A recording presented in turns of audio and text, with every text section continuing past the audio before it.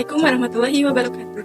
Saya Nengpia dengan NIM 218430005 kelas 3C. Di sini saya akan melanjutkan review buku yang berjudul Indahnya Menjadi Muslimah Sukses, Cantik, dan Berkarakter, karya Muhammad Zulhib. Dengan judul Merencanakan Keberhasilan. Buku ini membahas tentang pentingnya mengatur waktu dan merencanakan keberhasilan dalam hidup, dan menggambarkan bagaimana waktu yang tidak teratur dan tidak dimanfaatkan dengan baik dapat menyebabkan kerugian dan kehilangan peluang yang berharga. Terkadang, kita merasa bahwa hidup kita hanya berjalan begitu-begitu saja dengan rutinitas seperti tidur, makan, dan bangun. Namun, jika kita tidak mengatur waktu dengan baik, kita dapat kehilangan peluang berharga dengan mengalami kerugian. Allah pun memberikan perhatian yang besar terhadap waktu dalam agama kita. Dalam Al-Quran, Allah bersumpah demi masa dan menyatakan bahwa manusia berada dalam kerugian kecuali orang-orang yang beriman, beramal soleh, dan saling menasihati untuk mematuhi kebenaran dan bersabar. Memanfaatkan waktu dengan baik berarti mengatur waktu dengan tepat dan merencanakan keberhasilan serta meraih keberuntungan.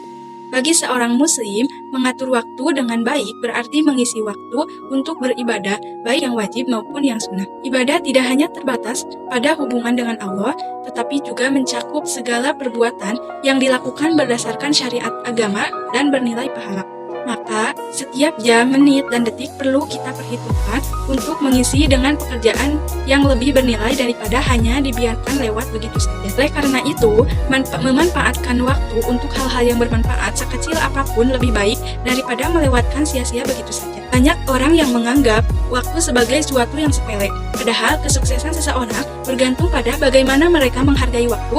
Tidak ada kesuksesan yang bisa dicapai dengan santai dan bermalas-malasan. Orang yang benar-benar menghargai waktu akan membuat rencana kegiatan dengan target pencapaian yang jelas. Target sukses di dunia memang penting, namun target sukses di akhirat lebih utama.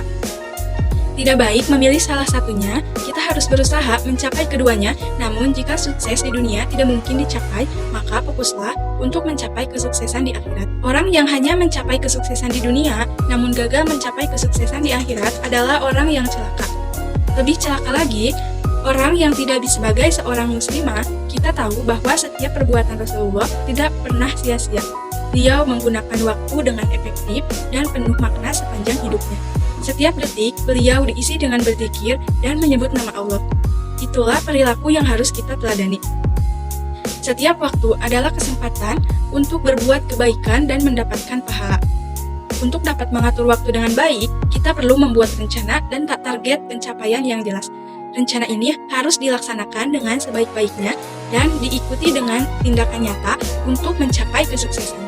Selain itu, kita juga perlu bekerja sama dengan orang lain dan menjalani kegiatan sehari-hari agar lebih produktif. Meskipun terdapat kendala dan membuat hambatan dalam hidup, kita memiliki rencana yang baik dan tekad yang kuat. Kita akan menghadapinya dengan baik. Namun, kita tidak boleh melupakan fakta bahwa kesuksesan sejati bukan hanya tergantung pada pencapaian di dunia, tetapi juga pada ketaatan kita kepada Allah dan penegasan agama.